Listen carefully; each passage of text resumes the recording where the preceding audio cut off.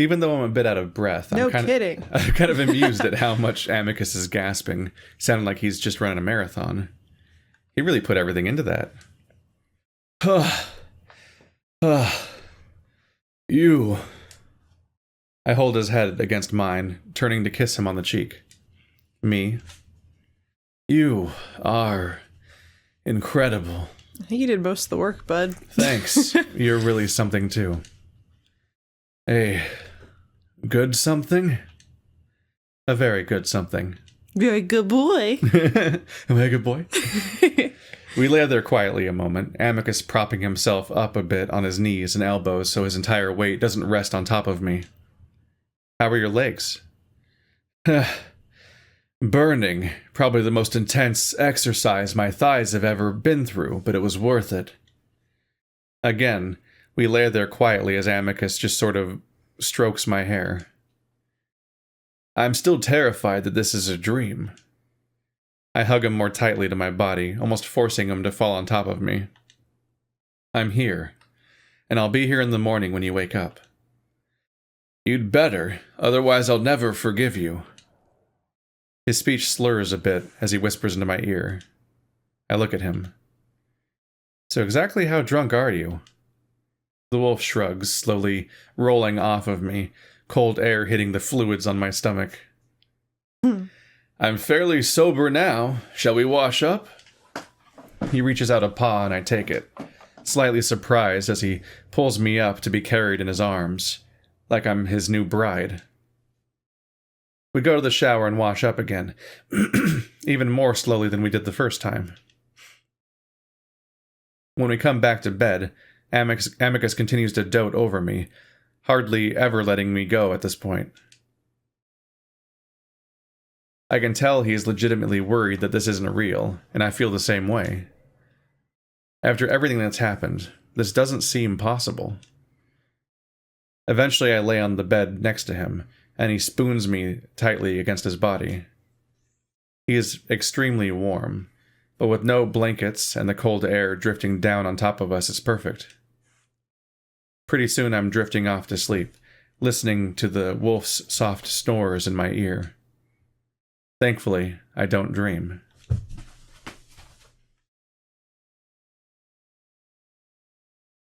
Oh no. Get up! I jump at the same time I feel Amicus jolt against me. We both... Don't paw my bed, you weirdo. Sorry, my dog trying to make the bed. You can't dig my bed. Lay down. Lay down, Kiki. Good girl. Good job. Sorry, y'all. You're gonna tear my sheets. We both struggle to sit up while pulling the covers up around us. Get out of the bed. Oh, he's really mad this time. The jarring appearance of Kato has caught me staring at him in surprise, unsure what to do. Amicus immediately moves, though, pulling me off the bed with him, standing slightly in front of me as he hands me the blanket to cover myself up. We both stare at Kato, the old wolf actually shaking with fury. Make yourself decent, Amicus. Amicus hurriedly snatches up underwear from the dresser, giving me one of my own as well. As I'm struggling to tie mine on, I notice Cassius standing in the doorway, something shiny and flashing, with lights in his paw. He doesn't have the usual sour look on his face, though. Instead, he almost looks scared. Kato lets us stand in silence for a moment before turning his head toward the door. Felix, enter. I hear shuffling around in the hallway, and Cassius moves to the side to allow a neatly robed wolf to enter. He looks about as old as Kato, though nowhere near as big. He moves timidly, looking about with his ears down. Yes, your Imperial Majesty? Is that the alien you treated with avian pox? Kato jerks his head at me, keeping his eyes on Felix. Felix turns to look at me, but I can tell he's trying to think of the right thing to say. Finally, he gulps and nods his head. Yes, I treated him 3 nights ago for avian pox. And his species had no profile. No, I could only tell that he was a primate. How is he conscious? Calm. Escort Felix to the dungeons. Oh no, Felix! Yes, Kato. That's why you don't have a sprite. Oh, no. What? Why to the dungeons? Your Majesty? Felix looks imploringly at Kato before the probes enter. Proceed to the hall or risk being shot, Felix. Please, what is happening? Even while he speaks, Felix backs away out of the room, Kato completely ignoring him. We all listen to the doctor's stumbling steps out in the echoing hall, the wolf making an attempt to ask Cassius what's happening before things fall silent again. Cassius, come in and close the door.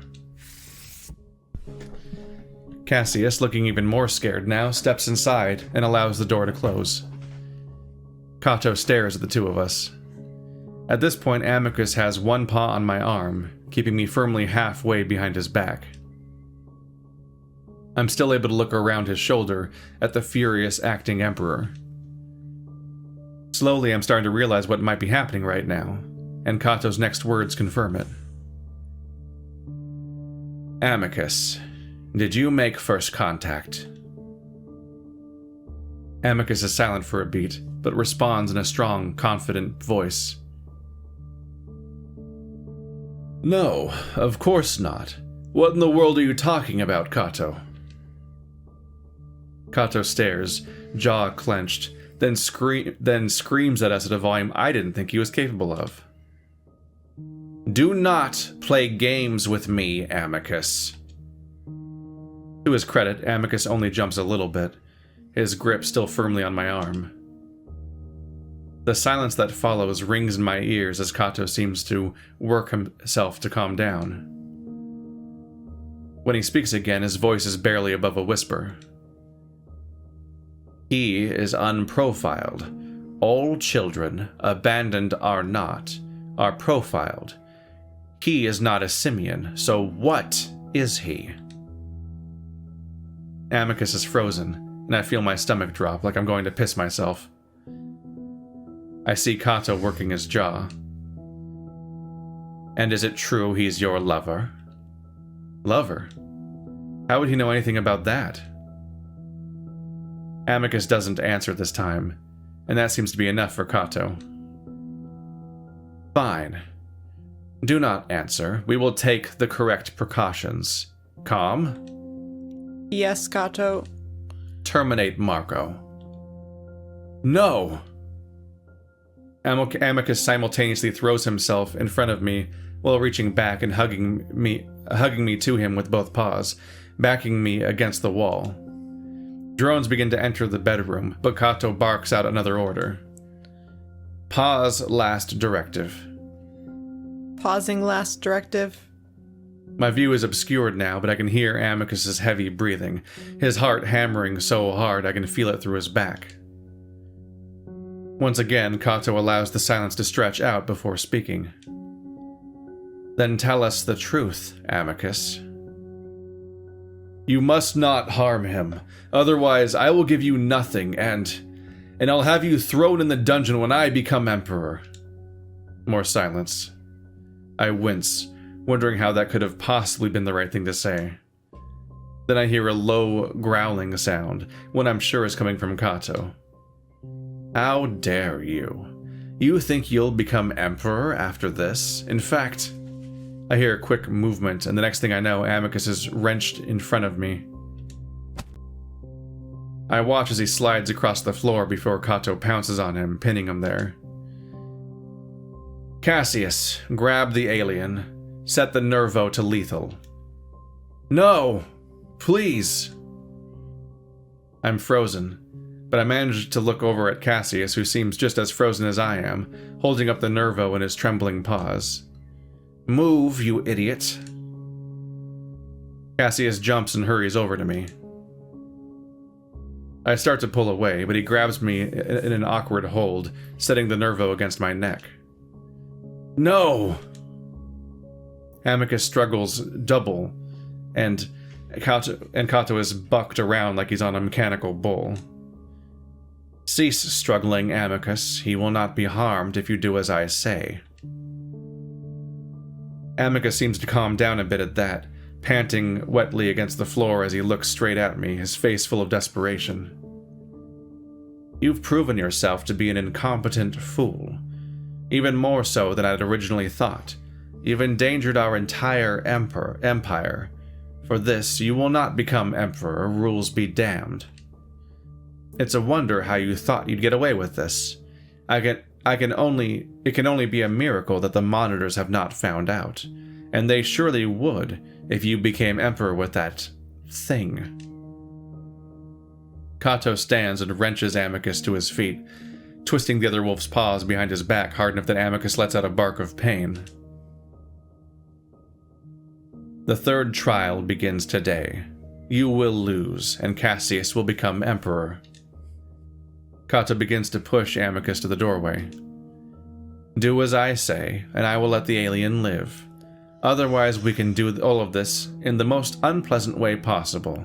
Understand?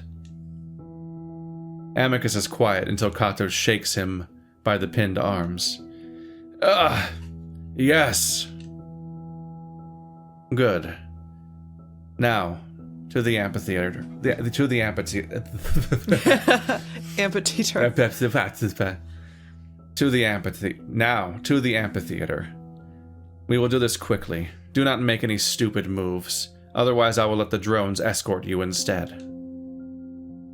Kato presses Amicus toward the door. I see Amicus glance back at me, the look on his face one of utter helplessness. They're out the door by the time Cassius realizes he's supposed to be following. He jumps before awkwardly pushing me after them.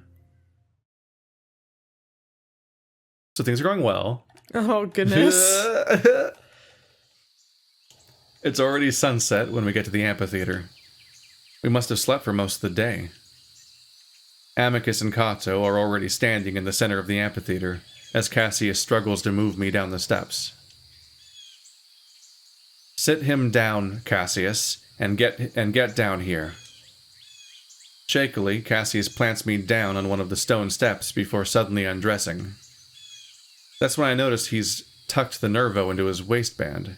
Hope it goes off while it's there. Possibly because of the frantic nature of the whole situation, Cassie seems to have forgotten it, and I watch it fall into his clothing as he drops it from his waist. Then he stumbles his way down to the center. Amicus, meanwhile, stands stiffly next to Kato, his paws clenched, and I feel my heart sink as I see the look on his face. He has no idea what to do. Several camera drones have followed us to the amphitheater, their lights glowing an ominous red. For several moments, Kato watches them arrange themselves around the small theater, their lenses flashing in the fading light. Kato. What, Cassius? There was no trial scheduled for today. How will this be broadcast anywhere? This will not be live. I'll think of a reason to tell people later. We only need a single clip of you being victorious.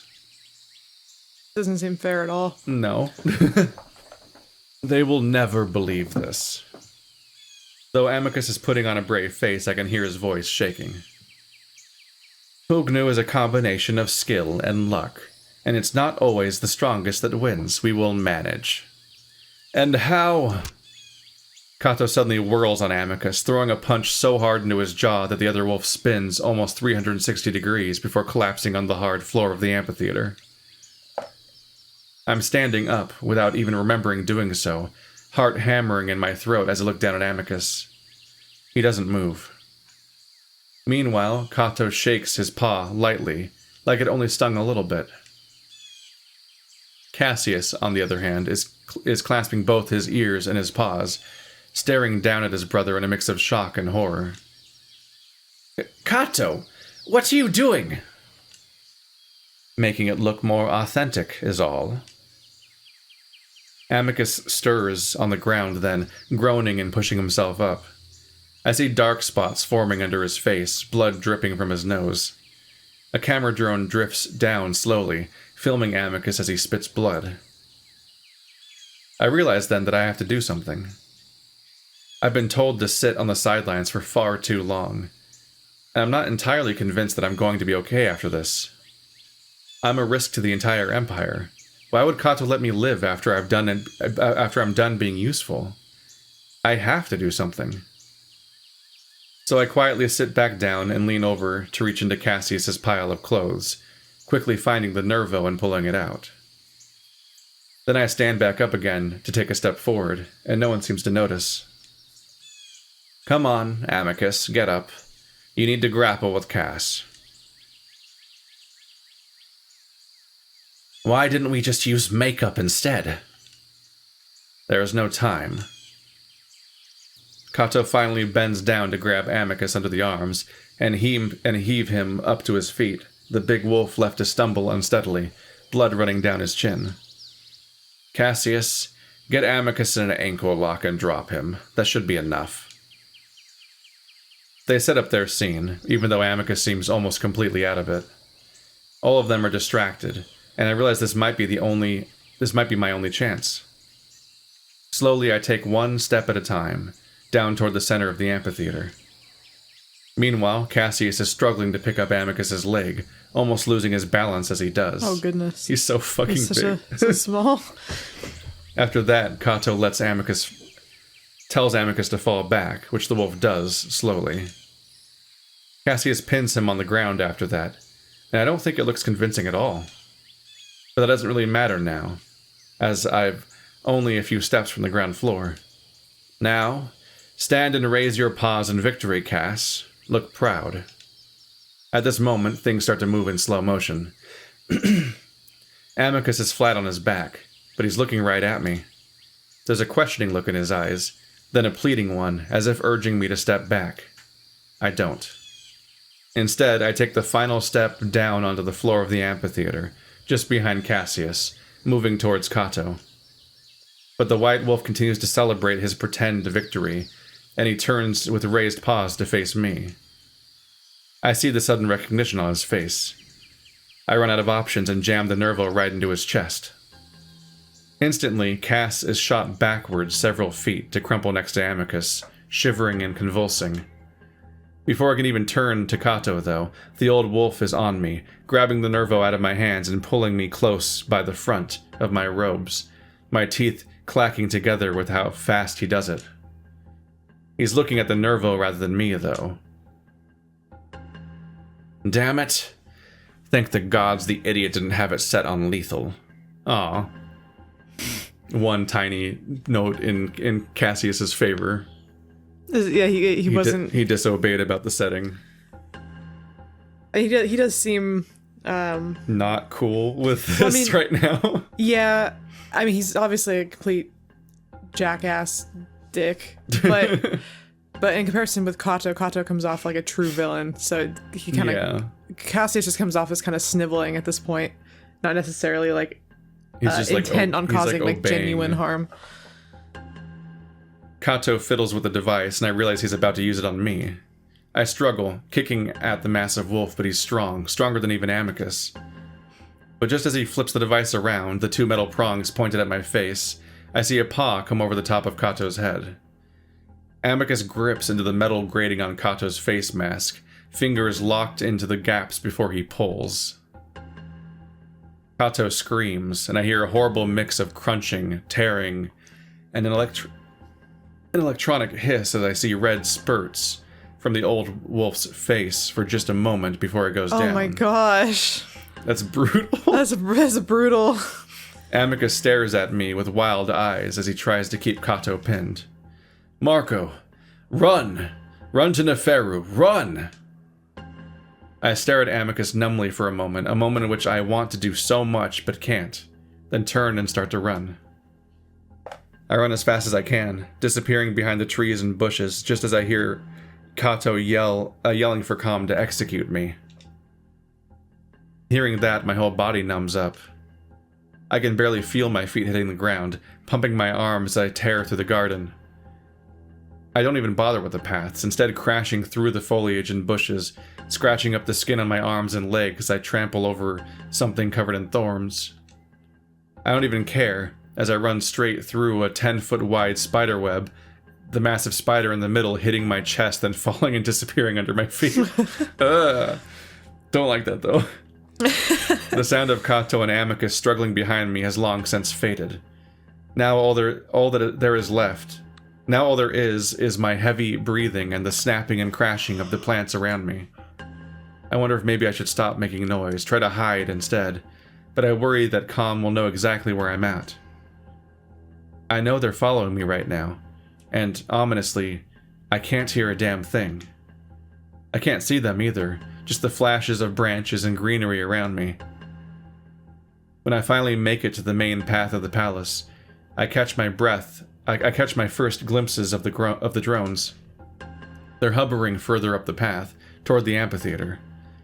It makes me wonder if they're stuck in a grid somehow, and have been unable to follow me into the actual garden. I think about turning back and trying to hide in the garden again just as I rush through the entrance, but I realize immediately that they're too close.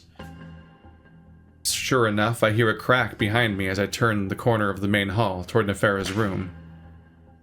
I get a glimpse at it out of the corner of my eye. I'm not sure what I expected the weaponry to be. A red laser, an arc of electricity, actual bullets maybe? What I do see is a strange bending of the air in the space I'd just been a second ago.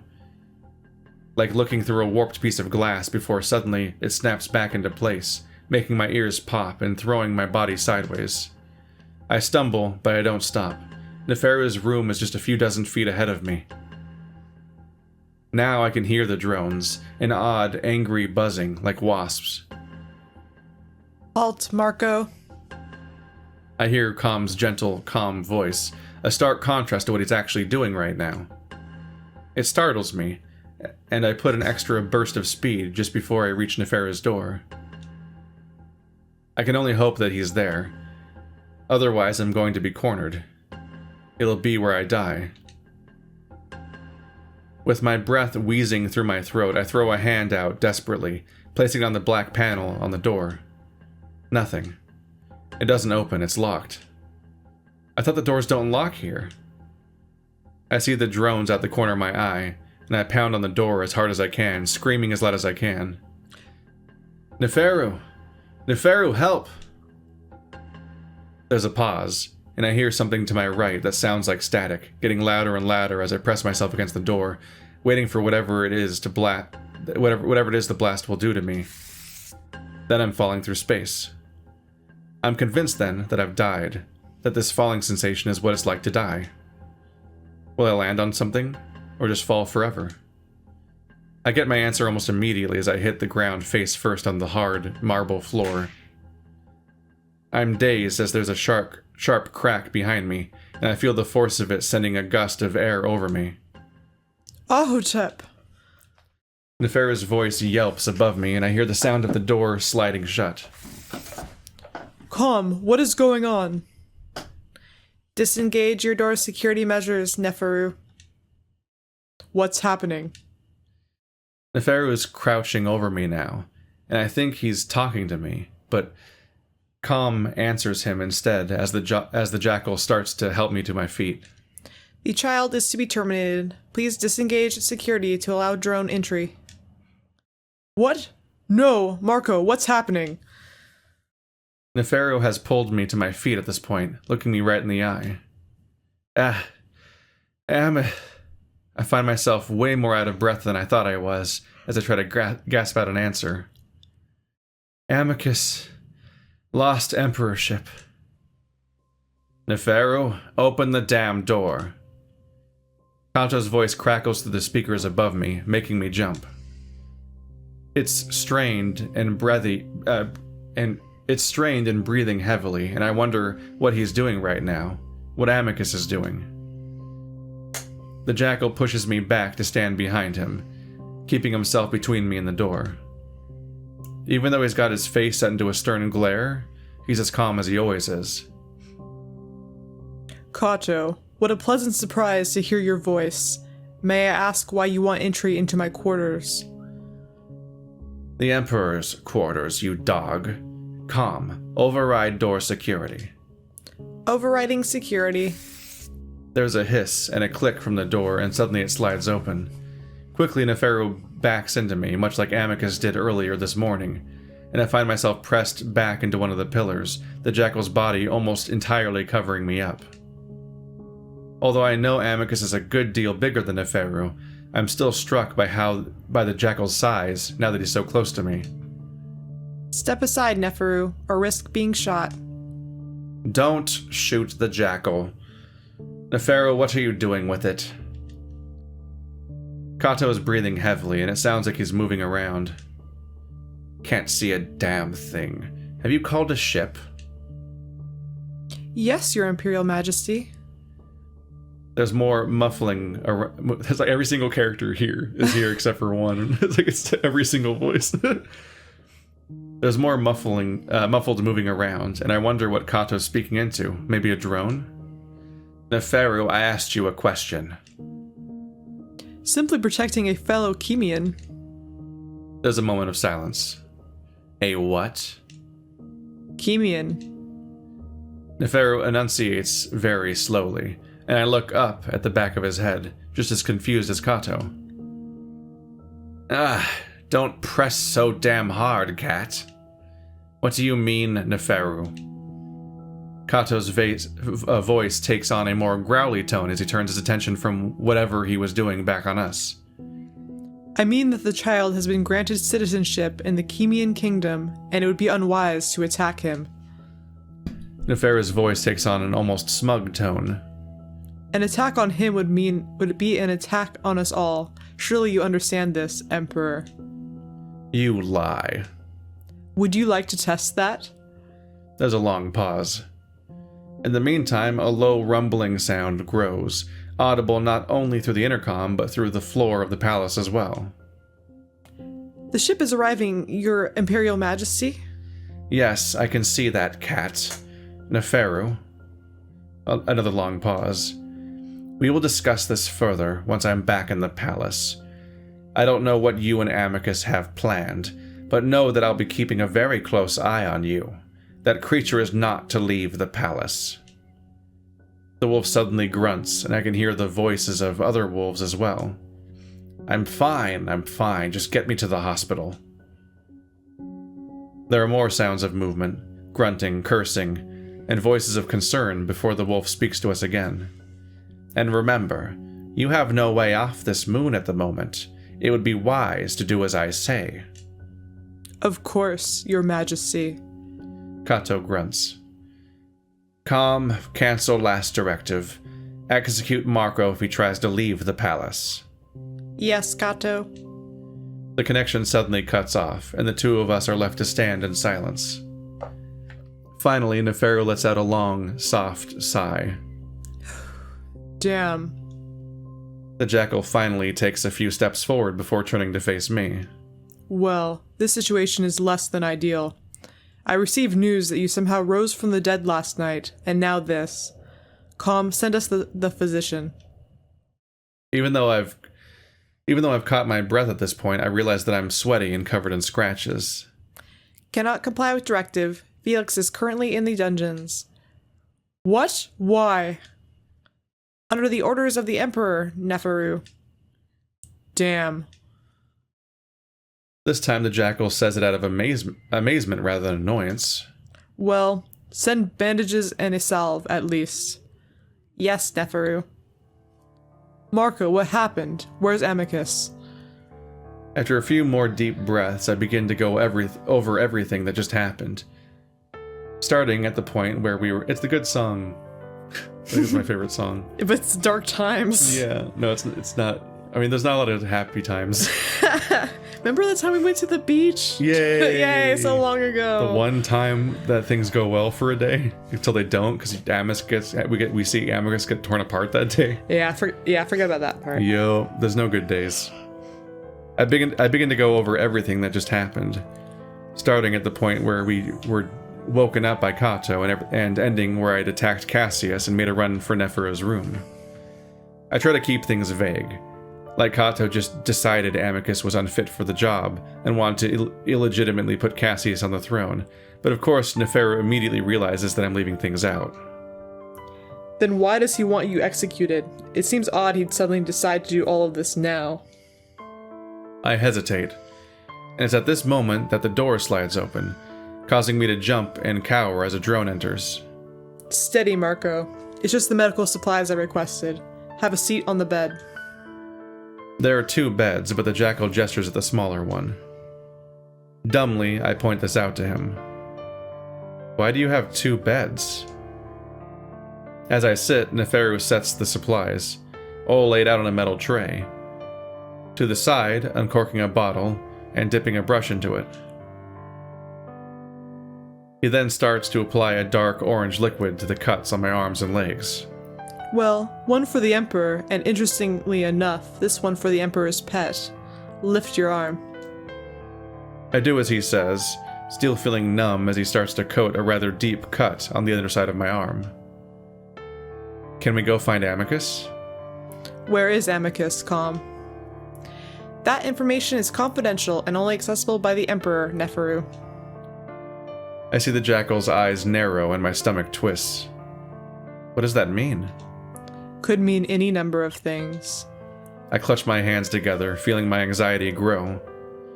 But is he alright? What if Kato did something to him? Neferu rests upon my shoulder. I understand your worry for Amicus's safety, but also understand that Kato would not even think of taking Amicus's life. Your wolf is likely imprisoned somewhere after what he did. That doesn't make me feel all that much better, but I manage to hold still as the jackal continues to treat me. After a period of silence, though, Neferu sighs. So, at this point it seems we're in a rather precarious situation. I promised Amicus that if something happened to him, I would do everything in my power to keep you safe. Neferu pauses, and only continues when I look up to meet his eyes. It would seem that what he worried about has come to pass, and now I must carry out that promise. But to do that, I need you to be honest with me so I may know exactly what we are dealing with. I gaze at Neferu for a while, wondering how much is at stake right now. The events of the past hour have left me emotionally drained, numb aside from the twisting anxiety of wondering what's happening to Amicus right now. I feel myself deflate. Amicus made first contact with me. Kato found out. I wait for a moment, wondering if the jackal's going to toss me out into the hall after learning such a terrible secret. But when Neferu doesn't say anything, I just look up. I guess I expected to see a look of shock, or even horror on the jackal's face, but it mostly just looks annoyed. You know, I had suspected such a thing considering all the odd quirks you possess, but I had also thought that even Amicus would not be so foolish enough to do it. I feel myself grow a little defensive. Hey, he didn't know. We've been contacted by the wolves before, but we lost the history of it somehow. Even so, he should have taken more care. That's in the past now, however. We must focus on the present. Aren't you worried about getting in trouble? Me? Why would I be worried? Isn't unauthorized first contact, like, really, really bad? Well, yes, but I'm not the one who committed the crime. The burden rests on Amicus and on the wolves. I'm merely here to help a sapient that I did not know was an uncontacted alien. Neferu starts to wrap the bandages around the deepest cut on my arm.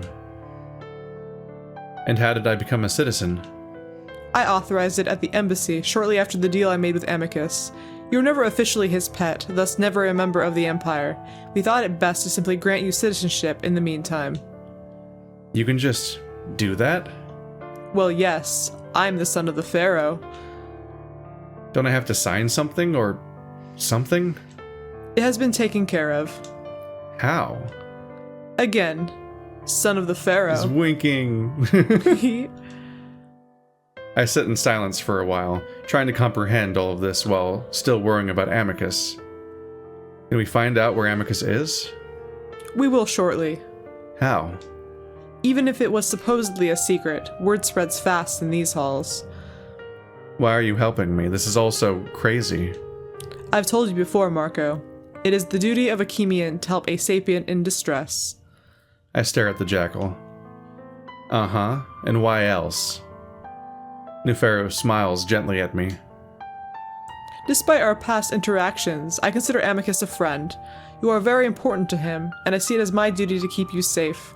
And would it be strange that I consider you a friend as well? Friend? Does this have to do with the Alliance? Neferu continues to smile. I suppose there are a few other reasons. Those reasons are pretty easy to figure out. Keeping me protected will keep Amicus happy, and Amicus knowing that Neferu did that will make the Alliance more likely, assuming we get out of this mess. Obviously, Neferu won't say, but knowing this is most likely the main reason actually makes me feel a bit better. I don't have to worry that the Jackal has some other nefarious plan in store for me. Virginia requests access to your quarters, Neferu. Ah, and here might be the answer to your earlier question. Granted, Calm. I was gonna say almost every character, but now here's Virginia. Go figure. Literally it's every literally character. the entire cast in one. Well, it would be one episode, but I think we should stop here. We're running out of time. Virginia next time. Any comments?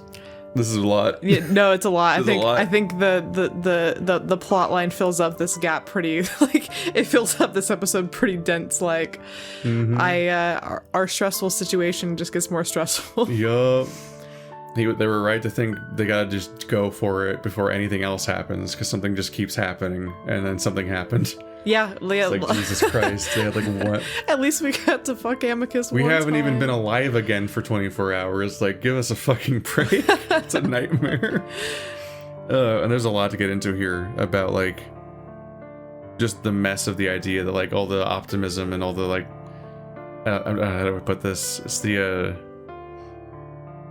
like this is the idea of being targeted specifically by the system, and like we specifically have a queer couple that's being targeted and attacked by the establishment, and the only assistance they have is by having somebody with actual power that can help them, because all of their their approaches at like fighting it or so on, or even running from it, like none of that works. Like somebody has to actually have power. It's a systemic problem. Yeah. And you can't really like fight physically, or at least like you can't run away from or fight physically. It's a systemic problem. You just need someone to be able to fix the problem or get you out of the situation entirely, which a lot of people aren't fortunate enough to have like a magic Neferu in their pocket. A lot of people are in terrible situations as a result of that. Neferu's our golden ticket. I had a better thought about this at some point, but I've been writing about it a little bit, but there's stuff to get into about like Calm and representing the police, and the it's late. I'm blanking a little bit, and Kato being, you know, The man. it's a lot. There's a lot to break down in this scene. Here, I'm sure I'll be talking about it a lot later. Will Keith like cool down his overheated brain, and then we can get into it next time. See you guys next time. Adios, amigos.